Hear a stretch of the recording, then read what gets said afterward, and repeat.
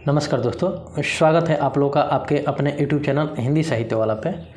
और जैसा कि आप लोगों को स्क्रीन पे दिखाई दे रहा होगा, यूजीसी नेट जेआरएफ प्रथम प्रश्न पत्र संप्रेषण, जिसको अंग्रेजी में कम्युनिकेशन कहते हैं। तो दोस्तों आज हम लोग इससे संबंधित ये सेकेंड प्रैक्टिस है संप्रेषण से, तो उससे संबंधित हम लोग क्वेश्चन सॉल्व करेंगे। ठीक है, तो चलिए शुरुआत करते हैं इस क्लास की, और हम लोग संप्रेषण से संबंधित कुछ क्वेश्चन को सॉल्व करते हैं। ठीक है, और इससे पहला प्रैक्टिस हम लोग ऑलरेडी कर चुके हैं, जो हम लोग आप लोगों को वो वीडियो प्ले लिस्ट में जिसका नाम है UGC net JRF first paper में आप लोग को मिल जाएगी। तो जो हमारे दोस्त चैनल पर नए होंगे वो डिस्क्रिप्शन बॉक्स में वो लिंक डाल दिए हैं, आप लोग चाहें तो वहाँ से वो वीडियो देख सकते हैं। वहाँ पर एक बार आप लोग को याद दिलाना चाहेंगे कि उस प्ले लिस्ट में तमाम वीडियो पड़ी है, जैसे कि शिक्षण अभिवृत्ति, शोध अभिवृत्ति और बोध। तो इन सबसे रिलेटेड जो भी प्रैक्टिस सेट हुआ था तो सबका वीडियो पड़ा है, तो उससे इस क्लास की पहली वीडियो भी मिल जाएगी। तो ठीक है दोस्तों, अब हम क्लास को आगे नियंत्रित करते हैं और क्लास को हम लोग शुरुआत करते हैं और क्वेश्चन पे हम लोग फोकस करते हैं। तो देखिए, जैसा कि सबसे पहला ही क्वेश्चन है आप लोगों के सामने कि शैनन और बीरर के वीवर के गणितीय संचार प्रारूप को कहते हैं। ठीक है, 4 ऑप्शन दे रहा है: अभियांत्रिक व सूचना सिद्धांत, लट्टू के समान, ट्रांजैक्शनल मॉडल और इंटरएक्शनल मॉडल। तो इसमें से जो आपका ऑप्शन सही है वो है अभियांत्रिक व सूचना सिद्धांत प्रारूप। तो ऑप्शन नंबर आपका ए सही हो जाएगा। अगला है कि वेस्ले मैकिन मॉडल के अनुसार संप्रेषण प्रक्रिया का सही अनुक्रम है, और 4 ऑप्शन दे रहा है: प्रेषक, माध्यम, संदेशकर्ता और संकेतवाचक और प्राप्तकर्ता। और फिर इन्हीं जो ऑप्शन है इन्हीं को आगे पीछे करके 5 आपका ऑप्शन बना दिया है और पूछा है कि निम्न में से कौन सा क्रम सही है। ठीक है, तो जो आपका क्रम इसमें सही होगा वो होगा सबसे पहले प्रेषक। तो देखिए 3 में प्रेषक हो गया। ठीक है, तो यहाँ पे हम लोग का गणितीय जो भी तर्क है वो थोड़ा सा डिस्टर्ब हो गया। चलिए दूसरा पे हम लोग देखते हैं कौन सा होना चाहिए। तो दूसरे पे संकेतकर्ता का होना चाहिए, तो बी और डी में फिर मामला फंस गया। तीसरा पे कौन सा होना चाहिए? तो तीसरा पे जो आपका होना चाहिए वो जो तीसरा पे होना चाहिए वो आपका माध्यम होना चाहिए। तो फिर तीसरा पे कौन सा माध्यम है? तो बी में तीसरा पे माध्यम है। उसके बाद संकेतवाचक होना चाहिए, उसके बाद प्राप्तकर्ता। तो इस तरह आपका जो ऑप्शन सही होगा वो बी सही हो जाएगा। तो यहाँ पे जो अनुक्रम सही है तो बी नंबर सही है, जिसमें प्रेषक, संकेतकर्ता, माध्यम और संकेतवाचक और प्राप्तकर्ता है। चलिए आगे हम लोग बढ़ेंगे नेक्स्ट क्वेश्चन पे। नेक्स्ट क्वेश्चन क्या कह रहा है कि संप्रेषण के बर्लो मॉडल में संकेतकर्ता और माध्यम के बीच किसे स्थान दिया गया है? तो 4 ऑप्शन दे रहा है: स्रोत, संकेतवाचक, प्राप्तकर्ता और संदेश। तो किसको दिया गया था? तो संदेश को। तो ऑप्शन नंबर आपका डी सही हो जाएगा। यहाँ पे 3 नंबर में आपका ऑप्शन डी सही है। नेक्स्ट है संप्रेषण के दहामा मॉडल के अनुसार संप्रेषण प्रणाली का निश्चित क्रम है, और 4 ऑप्शन दे रहा है: प्रेषक, संदेश, प्रतिपादन, माध्यम और ग्रहणकर्ता। तो इसमें से फिर इन्हीं चारों ऑप्शनों का इर्द गिर्द आगे पीछे करके 4 ऑप्शन बना दिया है। पूछा है कौन सा क्रम सही है। तो इसमें जो आपका क्रम सही होगा उसमें होगा सबसे पहले प्रेषक, संदेश, प्रतिपादन, माध्यम और ग्रहणकर्ता। तो जो आपका ऑप्शन सही होगा, यहाँ पे प्रतिपादन और माध्यम अलग अलग है, तो आपका ऑप्शन नंबर ए सही हो जाएगा। चलिए अगला क्वेश्चन देखते हैं। अगला क्वेश्चन क्या कह रहा है कि किसके अनुसार प्रेषक और ग्राहक दोनों ही बिंदुओं पर अनुभव का होना आवश्यक है? 4 ऑप्शन दे रहा है: क्रेनेच ब्रुक, प्रो आई, पी तिवारी, और फिर आगे दे रहा है अरस्तु और बर्लो।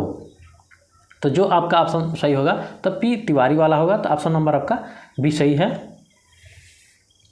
अगला क्वेश्चन है कि संप्रेषण के किस मॉडल में प्राप्तकर्ता केवल संदेश को ग्रहण करता है? तो 4 ऑप्शन दे रहा है: ट्रांजैक्शनल मॉडल, रेखीय मॉडल, इंटरएक्टिव मॉडल और ये सभी। तो जो आपका ऑप्शन सही होगा वो होगा वहाँ पे रेखीय मॉडल। तो ऑप्शन नंबर आपका बी सही है। चलिए इसी क्रम में हम आगे बढ़ेंगे तो देखते हैं कि रेखीय मॉडल किस अवधारणा पर आधारित है। तो ध्यान दीजिएगा, ये ध्वनि यहाँ पे नहीं है चूँकि। तो रेखीय मॉडल किस अवधारणा पर आधारित है? तो 4 ऑप्शन दे रहा है: संदर्भ, प्रकाश, ध्वनि और समकालीन फीडबैक। तो कौन सा ऑप्शन आपका सही होगा? तो वो होगा आपका ध्वनि, चूँकि यहाँ पे ऑलरेडी वो दे चुके थे। तो चलिए आपका ध्वनि ऑप्शन यहाँ पे सही होगा, सी।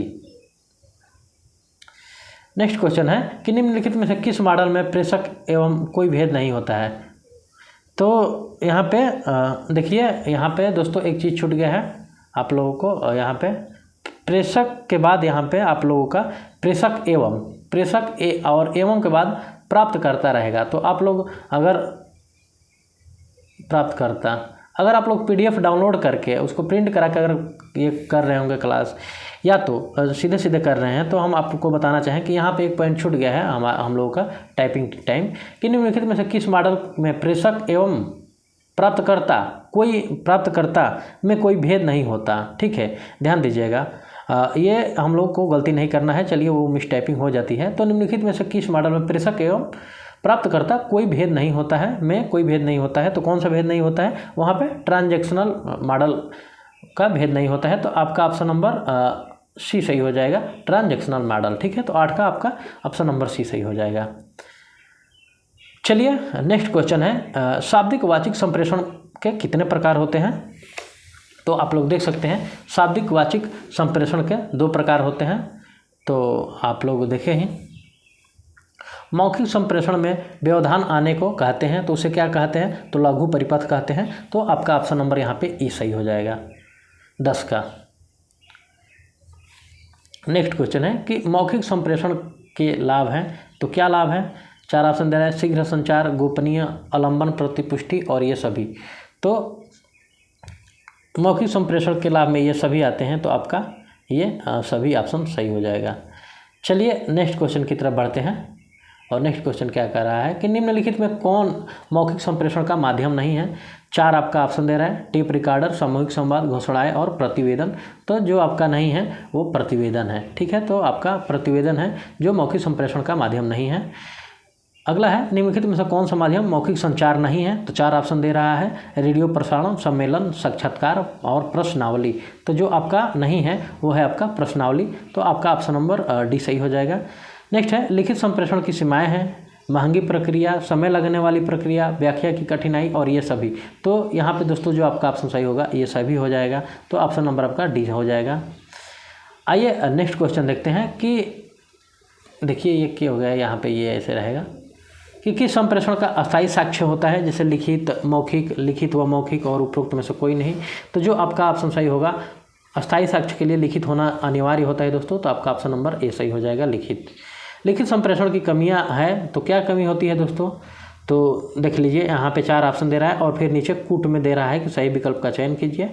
तो तकनीक संसाधनों की प्रचुरता, अलग अलग व्याख्या, समय की अधिक खपत और अधिक संसाधनों की ज़रूरत। तो जो आपका यहाँ पे सही विकल्प है वो चारों है, क्योंकि ये दोस्तों चारों विकल्प यहाँ पे सही है जो लिखित संप्रेषण की कमियाँ हैं। ठीक है,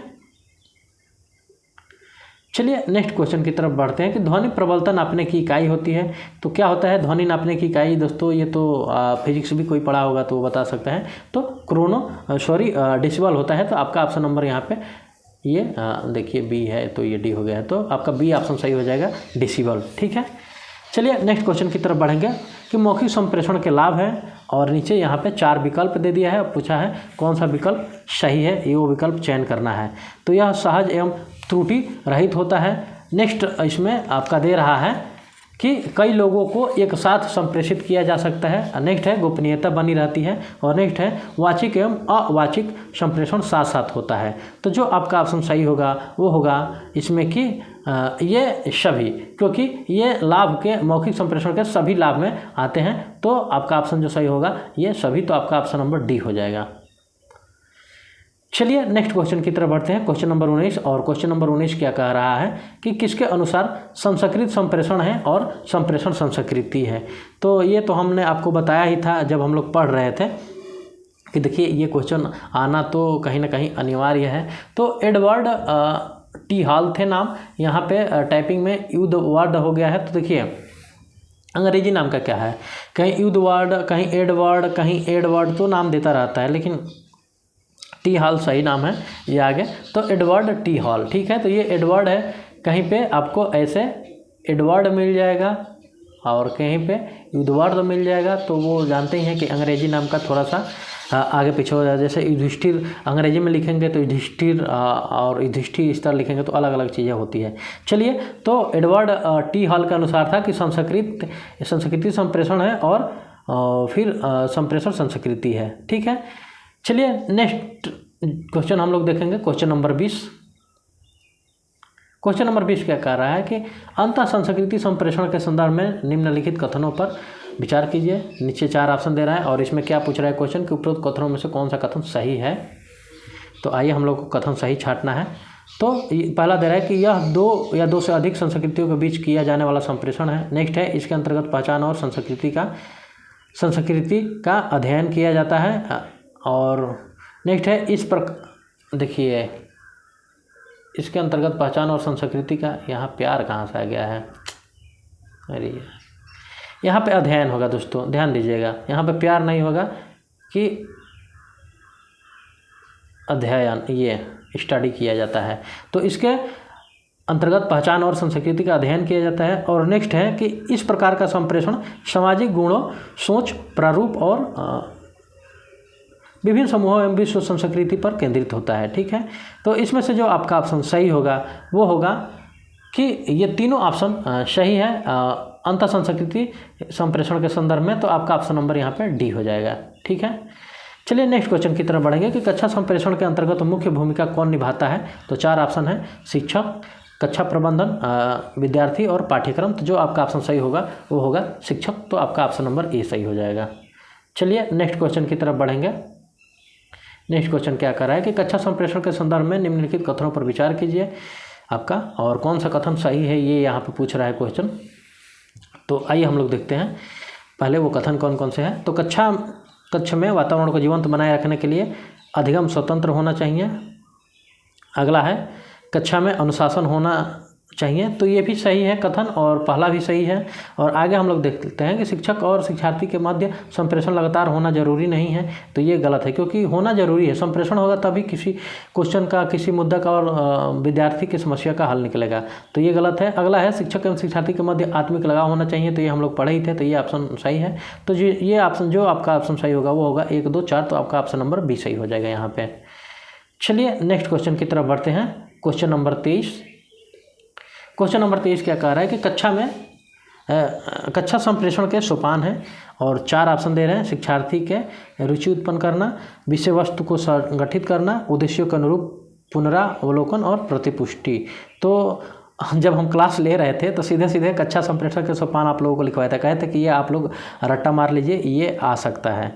और देखिए प्रैक्टिस सेट में आप लोगों के सामने आ ही गया है। तो चलिए हमने आप लोगों को बताया था इन चारों का नाम, तो इस तरह चारों सही हो जाएगा। जो हमारे दोस्त हमारी वीडियो में प्रैक्टिस सेट में पहली बार अभी आए हैं तो आप लोग को बताना चाहेंगे कि हम लोग की क्लासेज लगातार कंटिन्यू चलती रहती है।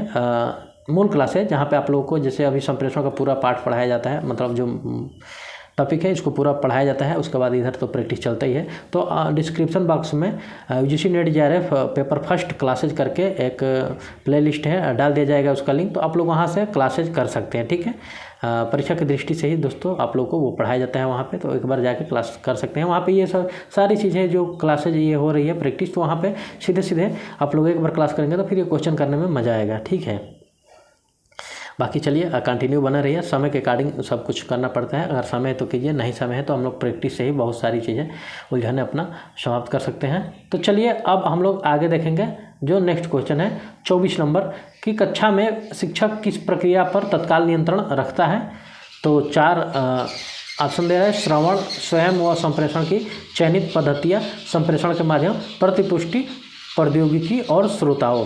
तो जो आपका ऑप्शन सही होगा यहाँ पे तो वो होगा स्वयं व संप्रेषण की चयनित पद्धतियाँ। तो आपका ऑप्शन नंबर डी सही हो जाएगा। ठीक है, नेक्स्ट है, एक छात्र अपने अध्यापक की समस्या को हल करने उस समय सहायता करता है जबकि वह लेक्चर दे रहा होता है। तो छात्र था। तो चलिए 4 ऑप्शन आगे दे रहा है, सबल सुनने वाला, मूल्यांकित सुनने वाला, अगला है यथार्थवादी सुनने वाला और एक सूचनात्मक श्रवण। तो इसमें से जो आपका ऑप्शन सही होगा वो होगा सबल सुनने वाला। तो आपका ऑप्शन नंबर ए सही हो जाएगा। नेक्स्ट क्वेश्चन है कि कंप्यूटर सॉफ्टवेयर का प्रयोग किया जा सकता है। 4 ऑप्शन दे रहा है, डिमॉन्स्ट्रेशन के लिए मतलब करके दिखाना, आगे है लिखने तथा पढ़ने के लिए, अगला है एक सुनियोजित एवं निर्धारित ज्ञान कार्यक्रम के रूप में, और नेक्स्ट है छात्रों की प्रगति का मूल्यांकन करने वाली मशीन के रूप में। तो जो आपका ऑप्शन सही होगा वो होगा एक सुनियोजित एवं निर्धारित ज्ञान कार्यक्रम के रूप में। तो आपका ऑप्शन नंबर सी सही हो जाएगा। अब हम लोग इसी क्रम में आगे बढ़ेंगे। तो अरस्तु के आगे आप लोग देख सकते हैं, अरस्तु के संप्रेषण सिद्धांत के हम लोग बारे में कुछ बात करेंगे कि कौन सा अनुक्रम सही है। तो देखिए आप लोग के सामने दिया है जैसे कि वक्ता, श्रोता, संदेश, प्रभाव और अवसर, ठीक है। तो देखिए ये रहा, जैसे यहाँ बीच बीच में डैश है, ठीक है। तो अब इन्हीं को इर्द गिर्द आगे पीछे करके 4 ऑप्शन बना दिया है। पूछा है कि अरस्तु के संप्रेषण मॉडल का सही अनुक्रम कौन सा है। तो इसमें से जो होगा उसमें सबसे पहले वक्ता आएगा, फिर संदेश आएगा, फिर श्रोता आएगा, फिर अवसर आएगा, फिर प्रभाव आएगा। तो इस तरह जो आपका ऑप्शन सही होगा वो ऑप्शन नंबर आपका सी सही हो जाएगा। नेक्स्ट क्वेश्चन है, आधुनिक संप्रेषण विशेषज्ञ हेराल्ड डी लास्वे ने संप्रेषण के प्रारूप के कितने चरण बताए। तो उन्होंने 5 चरण बताए थे, ये तो सीधे सीधे हैं। तो ऑप्शन नंबर आपका सी सही हो जाएगा। आप लोग याद कर लीजिएगा कितने चरण थे, तो 5। नेक्स्ट क्वेश्चन है कि 29 नंबर के निम्नलिखित में से किसने संप्रेषण प्रक्रिया को लट्टू के समान बताया है। तो किसने बताया है, तो वो थे फ्रैंक ई एक्स। तो ऑप्शन नंबर आपका सी सही हो जाएगा। अगला है संप्रेषण के गणितीय मॉडल का प्रतिपादन वर्ष 1949 में किसने किया, जो मूलतः टेलीफोन द्वारा संदेश संप्रेषण की प्रक्रिया पर आधारित है। तो आगे हम लोग देख सकते हैं 4 नाम दे रहा है, 2 नाम दिया है और आगे और 2 कोड दिया है, जैसे क्लैड ई गैगन, वारेन वीवर और ए बी दोनों, और उपरोक्त में से कोई नहीं। तो जो आपका ऑप्शन सही होगा, ये दोनों लोग थे, तो आपका ऑप्शन नंबर ए और बी दोनों हो जाएगा। तो ऑप्शन नंबर सी सही हो जाएगा। नेक्स्ट है कि शैनन और वीरर द्वारा प्रतिपादित संप्रेषण के गणितीय मॉडल में कितने तत्वों का उल्लेख किया गया है। तो 6 दोस्तों, ये तो आम बात है, हम लोग देखे ही है, नहीं भी है तो आप लोग याद कर लीजिए, 6 दिया गया था, तत्वों का उल्लेख किया गया था। तो ऑप्शन नंबर आपका सी सही हो जाएगा। चलिए नेक्स्ट क्वेश्चन की तरफ बढ़ेंगे। नेक्स्ट क्वेश्चन क्या कर रहा है कि प्रेषक द्वारा जो संदेश भेजे गए हैं उन्हें प्रयुक्त संदेशों में रूपांतरित करने को कहते हैं। तो क्या कहते हैं, फीडबैक, डिकोडिंग, एनकोडिंग और माध्यम। तो उनको एनकोडिंग कहते हैं। तो आपका ऑप्शन नंबर सी सही हो जाएगा। नेक्स्ट है संप्रेषण प्रक्रिया का अंतिम चरण है, 4 ऑप्शन दे रहा है, एनकोडिंग, डिकोडिंग, प्राप्तकर्ता और प्रतिपुष्टि। तो प्रतिपुष्टि होता है दोस्तों। तो आपका ऑप्शन नंबर डी सही हो जाएगा। नेक्स्ट क्वेश्चन है आप लोग के सामने कि संप्रेषण प्रक्रिया का सही अनुक्रम है, 4 ऑप्शन दे रहा है, प्रेषक, संदेश, एनकोडिंग और माध्यम। तो जो आपका ऑप्शन सही होगा, और नहीं आगे भी दे रहा है प्राप्तकर्ता और डिकोडिंग और प्रतिपुष्टि।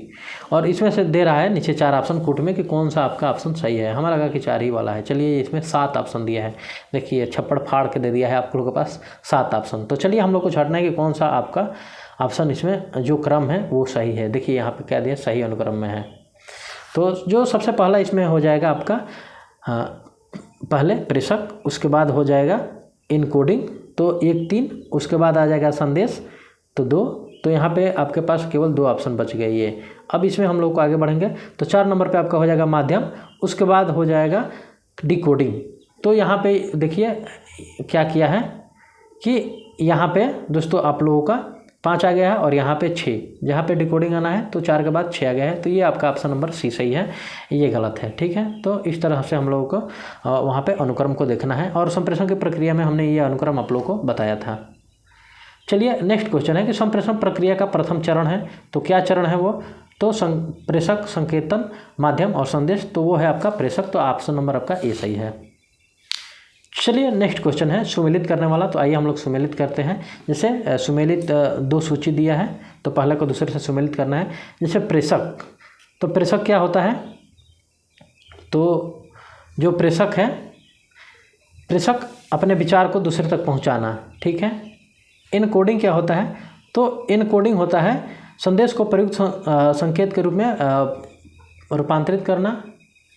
नेक्स्ट डिकोडिंग क्या होता है, तो डिकोडिंग होता है संदेश को अर्थपूर्ण संदेश में रूपांतरित करना। और जो नेक्स्ट है तो वो क्या होता है, फीडबैक। तो फीडबैक आपका होता है संदेश प्राप्तकर्ता की संदेश के प्रति प्रतिक्रिया, ठीक है।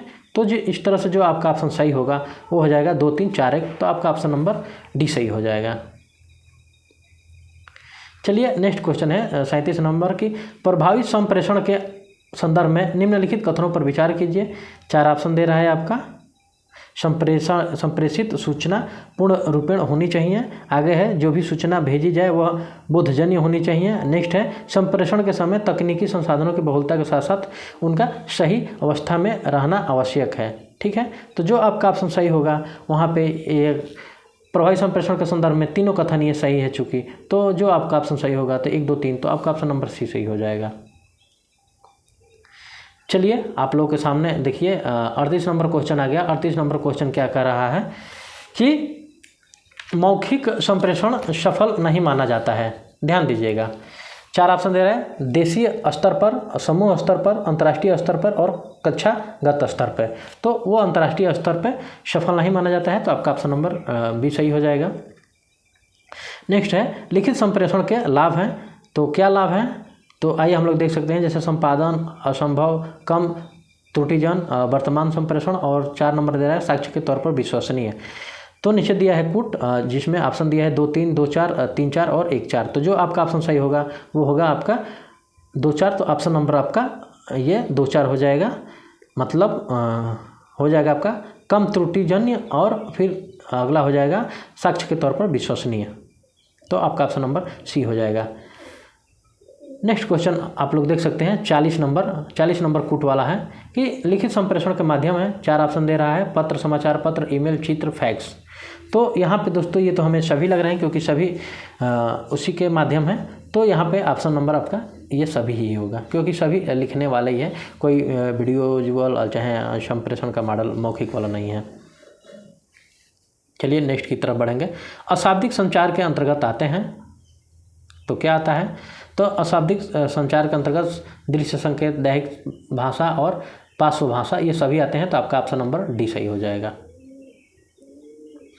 नेक्स्ट क्वेश्चन है सुमेलित करने वाला, एक तरफ स्थल या वस्तु दिया है और दूसरा ध्वनि संकेत दिया है, तो हम लोग का क्या करना है, यहाँ पे मिलान करना है।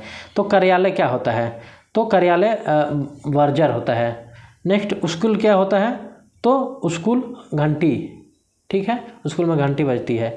एम्बुलेंस तो सायरन एम्बुलेंस में, और युद्ध में ब्लैकआउट। ठीक है, तो ये चीज़ें हैं कि किस स्थल पे कौन सी ध्वनि बजती है। तो ये रहा मिलान के हिसाब से जो आपका ऑप्शन सही होगा वो हो जाएगा आपका ऑप्शन नंबर सी सही हो जाएगा। नेक्स्ट क्वेश्चन है कि शरीर की गति एवं उसके संचार की व्याख्या कहलाती है। तो 4 ऑप्शन दे रहा है, काइनेसिक्स, मेटा संप्रेषण, पैरालिंग्विस्टिक और क्रोनेमिक्स। तो जो आपका ऑप्शन सही होगा इसमें होगा काइनेसिक्स। तो आपका ऑप्शन नंबर ए सही हो जाएगा। ये शरीर की गति एवं उसके संचार की व्याख्या कहलाती है, तो काइनेसिक्स। तो आपका ऑप्शन नंबर ए सही हो जाएगा। और सुमेलित कीजिए वाला फिर एक आ गया है, तो आइए हम लोग मिलान करते हैं। एक तरफ सूची फर्स्ट और सेकंड दोनों है। तो क्रोनोमिक्स क्या होता है, ये क्रोनो है, ध्यान दीजिएगा। तो क्रोनोमिक्स क्या होता है, तो दोस्तों ये होता है समय के अनुकूल बातों को कहने की कला, जिसको क्रोनोमिक्स कहते हैं। नेक्स्ट है ओल्फाटिक्स क्या होता है, ओल्फा मतलब अल्का क्लिस्ट यहाँ पे लिखा है, या ओल्फा क्लिस्ट, ये मतलब इन नामों से जाना जाता है। तो ये क्या होता है, तो ये आपका संप्रेषण में सुगंधित वस्तुओं का उपयोग होता है। अगला है ओकुलेसिक्स। ओकुलेसिक्स क्या होता है, ओकुलेसिक क्या होता है, तो ये होता है आपका संप्रेषण के दौरान नेत्र पलकों का उपयोग। और नेक्स्ट है आपका प्रॉक्सिमिक्स। तो प्रॉक्सिमिक्स क्या होता है, तो किसी व्यक्ति का बड़े नेता के पास बैठना। तो इसमें से आपका ऑप्शन जो सही होगा वो हो जाएगा ऑप्शन नंबर सी सही हो जाएगा। ठीक है, तो चलिए हम लोग नेक्स्ट क्वेश्चन की तरफ बढ़ते हैं। नेक्स्ट क्वेश्चन है उत्तम कक्षा प्रबंध का तात्पर्य है कि अभिजात वर्ग के कार्यों को महत्व देना और छात्रों के बीच, यहाँ पे महत्व रहेगा, तो महत्व देना और छात्रों के बीच उत्तम अंतःक्रिया होना।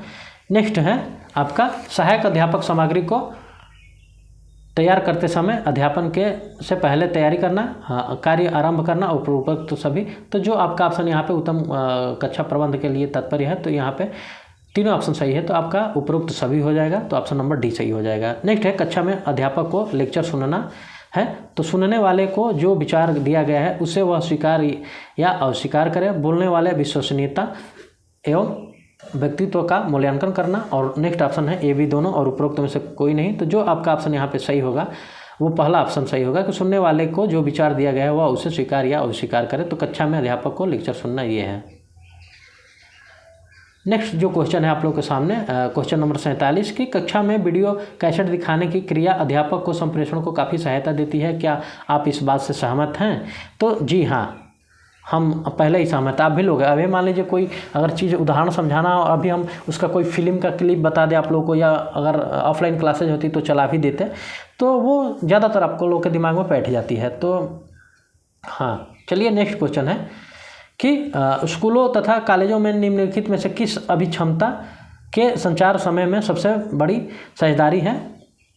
तो वो आपका ऑप्शन दिया है सुनना, पढ़ना, सामग्री को पेश करना और परिवर्तन सुधार। तो आपका ऑप्शन जो सही होगा वो होगा सुनना। तो आपका ऑप्शन नंबर ए सही हो जाएगा। नेक्स्ट क्वेश्चन है कि संदेश नियत करने के सिद्धांत है और 4 ऑप्शन दे रहा है।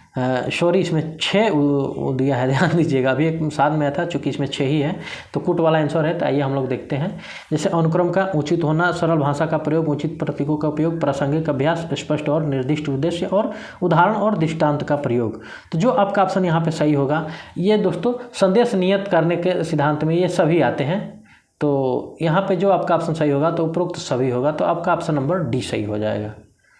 तो चलिए नेक्स्ट क्वेश्चन और जो लास्ट क्वेश्चन है आज का क्लास का, कि संदेश नियत के सिद्धांत के अंतर्गत स्पष्ट और निर्दिष्ट उद्देश्य के प्रयोग किए जाने वाले शब्द स्मार्ट में आर से तात्पर्य है। ध्यान दीजिएगा, संदेश नियत के सिद्धांत में अंतर्गत स्पष्ट और निर्दिष्ट उद्देश्य के लिए प्रयोग किए जाने वाले स्मार्ट में आर से तात्पर्य है। तो नीचे ऑप्शन दिया है रेगुलर, रूल, रियलिस्टिक और रिस्टिफी। तो जो आपका ऑप्शन सही होगा वो होगा रियलिस्टिक। तो आपका ऑप्शन नंबर जो सही होगा वो यहाँ पे ऑप्शन आपका बी सही हो जाएगा। स्मार्ट में आर का मतलब है रियलिस्टिक, तो आपका ऑप्शन नंबर बी सही हो जाएगा। ठीक है, तो दोस्तों ये रहा आज का हम लोगों का रेगुलर के क्लास पे बेस पे जो 50 क्वेश्चन हल करते हैं, तो उसमें आज ये हम लोग का क्लास रहा। तो दोस्तों वीडियो कैसी लगी? तो अगर आप लोगों को वीडियो अच्छी लगी हो तो चैनल को लाइक, सब्सक्राइब और शेयर जरूर करें दोस्तों।